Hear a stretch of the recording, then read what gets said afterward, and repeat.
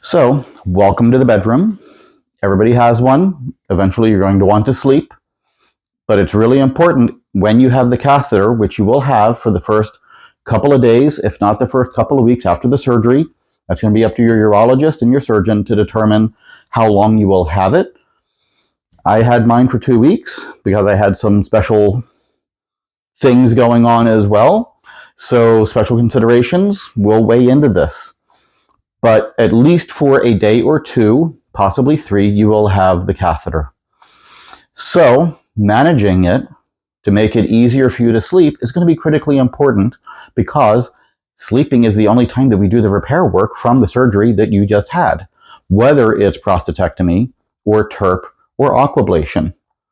So some of the key features of the bed bag, because we're about to do our bed bag and beyond, is to make sure that this valve down here is closed.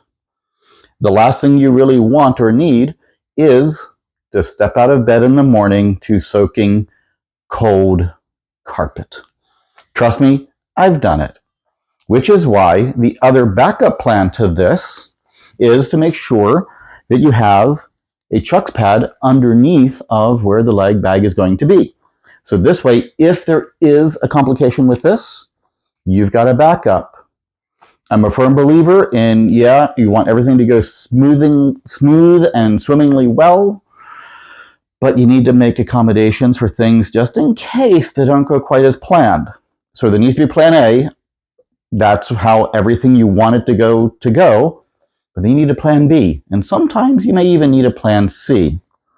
So the other part of this that is going to be very important that I want to address is this little green clip.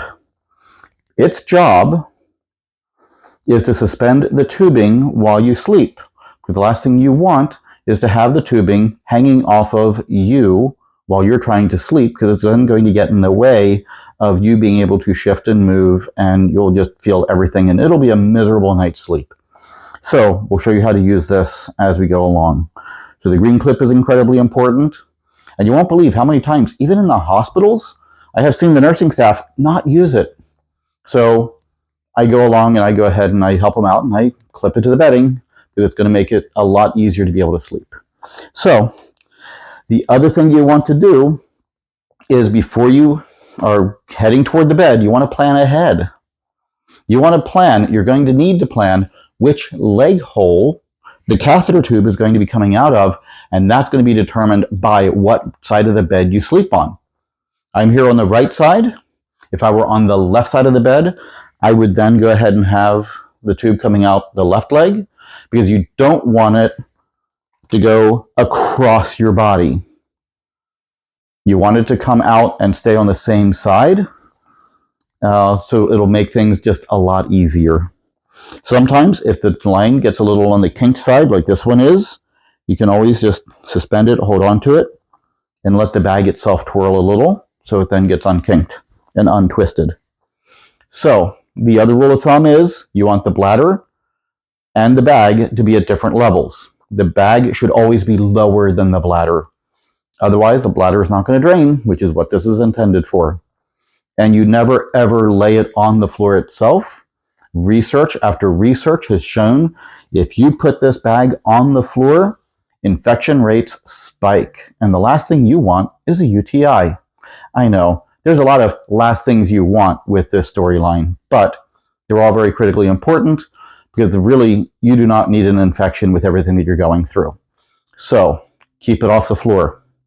Keep it suspended below the bladder, and that's where you're going to hook it onto the bed. So let's go ahead and dive in.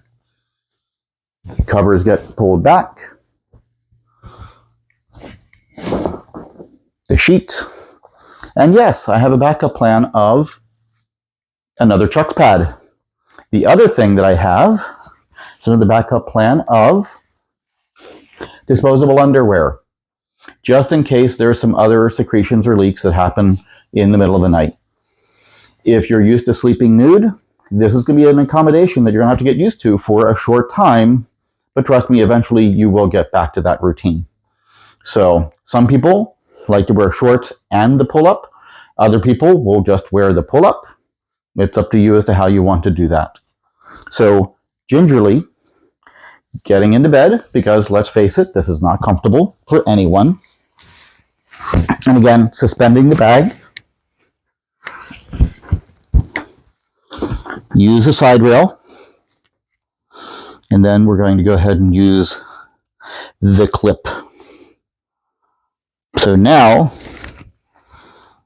if I go to roll over, you can see it kind of tugs a little bit.